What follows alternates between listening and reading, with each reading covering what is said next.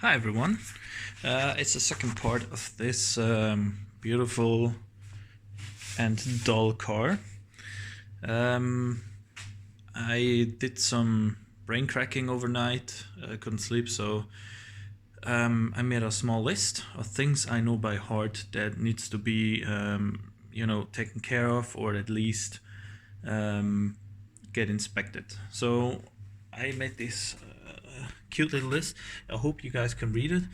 First thing is the exhaust leak. Now I know the midsection of the exhaust has a leak. I heard this when driving in the garage, and I must take a look. Oh, there it is, the horrible camera quality. Come on, close now. Okay, good. So, when looking down, this one, I don't know, is this a muffler? I guess it's a muffler. You can see there, it has something, well, focus please, thanks. There is some black stuff. Let me see if I can. There is some black stuff over here, and it's leaking either on this side or on the other side. Either way, it's leaking. I can hear it, and it's not the catalyst back here, so it has to be in between somewhere here. That's something I need to address, because no way I'm gonna pass inspection with that.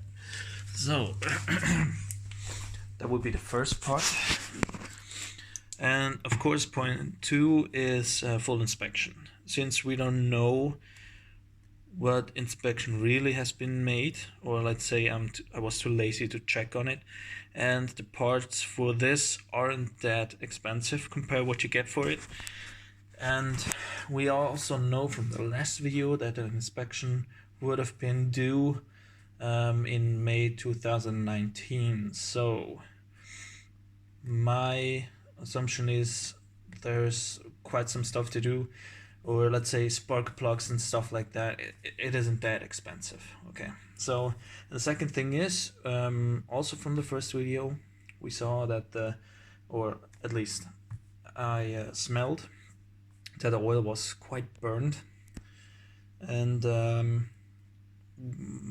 it could be literally anything, but it ran quite well, at least in idle. So if the compression ring would be worn out or something like that, it would have a huge blow by and therefore wouldn't run smoothly. I will flush the engine, have engine cleaner stuff, pour it in, let the car run for 5 minutes, and then make an oil change, because I think there is a 10W40 oil in it, and an oil filter. I have that from the MK1 laying around. It's all the same stuff. The fourth point is the coolant leak, and I wrote down that the level's low. So I already noticed the last time the level is, well, it's literally non-existent. It's way down there. It's red stuff, but it's way down there. So I don't know if there was something broken, they fixed it and never, kind of made it on the street or whatever. So what I'm gonna do is I'm gonna fill it up, and once I did the engine flush and that stuff, I won't do an inspection before that. No, you know what? Actually, that's a stupid plan. Scrap that. I will fill it up and let it run. Just not in this video, because here I have no equipment whatsoever. I will have to do that back in my, let's say, my little heaven. And so what I'm gonna do, I'm just gonna fill it up, let it run, push the car outside, let it run for a while until the fan starts to run, and then see what if there was a significant drop or not, and if it's leaking anywhere. Because once an engine heats up, there's getting pressure in this system. So that's that. And we have the wiper cap. That's also something from part 1. It's not crucial, but it's just not pretty to look at. It's this one here. Usually wiper have this cap on it. I tend to break them, so I'm gonna buy a new one and don't salvage it anywhere and put it on here. And of course, this here and there are screws missing. So I don't know what happened there, but I do know that there's a filter beneath it, so maybe it has been done. And also another point I mentioned in part 1 is the brakes. Well, they don't look bad. They look fairly new. Just the car must have stood some time on a parking lot or whatever. Probably on the scrapyard where I bought it. And the previous owner, or let's say the scrapyard dude, told me there is a bolt missing. So I strongly suspect the bolt is one of the brake calipers. And before I even do a test ride, I have to address this issue. But this is not a list made of priorities, just a list of how I remembered stuff. So I will have to check this, and also the brake fluid doesn't look bad. So this this backwalls my theory with the inspected brakes. So the next one is inspect car floor underneath for rust. Now rust is a thing I'm always afraid of because I can't fix it myself, and if a car is too rusted I'll just have to pass on that project. But since all the wheel wells look really nice, I guess the lower section will be fine as well.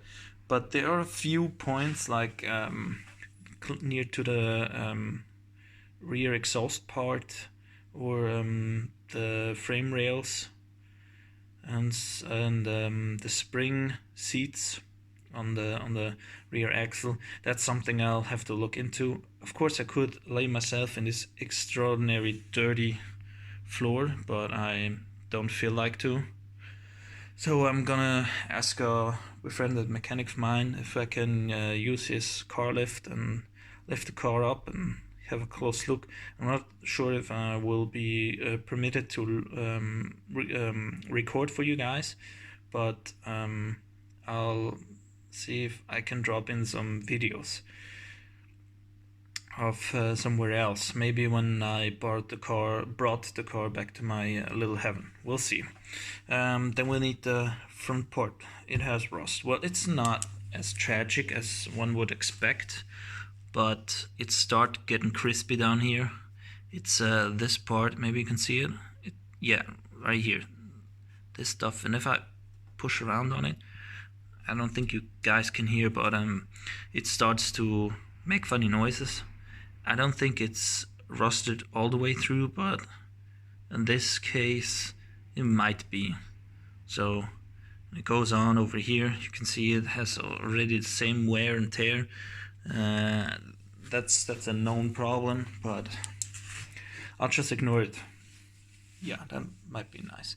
The cabin air filter, I put this one especially on here because we just saw that there are bolts missing. And the cabin air filter must be located down here, so this might also line up with the missing cap. Someone took it off at some point. Maybe they did replace it, maybe they did not. Such a cabin filter cost me, what, like $10 or so. So it's okay. I'll have to open it and see if there's anything missing. Maybe there isn't any cabin air filter in there. We just don't know. And the next part is the speedo cable. Now they mentioned when I bought the car that it's not, well, it's kind of speedo cable. I'll just call it the speedo cable, and it's this part here. You can see there is this one here. Come on, this part here.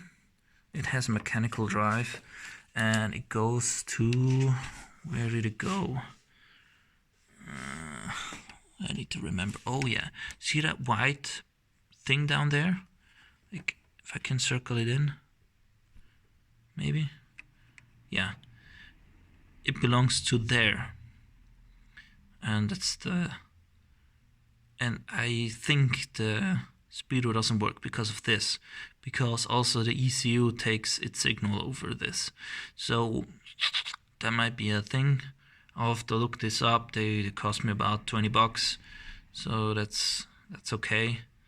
I also took a look at some tubing, because or let's say hoses. Old cars tend to have cracked rubber hoses. These here look all fine, but looking fine doesn't prove fine enough to me. I will dig into them. I also have to take a look at the data sheet of this engine, and also how every single component looks like, in order to know if there's an issue, where it could come from. And yeah, well, for now, that's it for now. I marked on a 11th point, but just didn't find one. Doesn't mean there is no 11th point coming up. So I'll just see if the engine's okay and there is no rust. The car is definitely gonna be saved, and I think I can make the dull paint look great again once I polish it up. It's just dull. I first suspected that the clear coat is gone. I think it's just was exposed to the sun a very long time. Again, this is a car from '93, so it has seen some years, and I'll just see how it goes. I was already surfing on the internet to get a exhaust system, since the midsection is an issue anyway. Might as well exchange the whole thing. I found a header and a mid and rear silencer as a complete exhaust system. The only thing that's gonna be like non-modified is the catalyst. And why? Because if you tinker with the catalyst here and they find out, it's pretty much your ass, unless you find a part from a tuning company which provides some form of, I don't know the correct term, but it's kind of form of a paperwork which permits you to use this part on public roads. And yeah, I bet many of you haven't seen any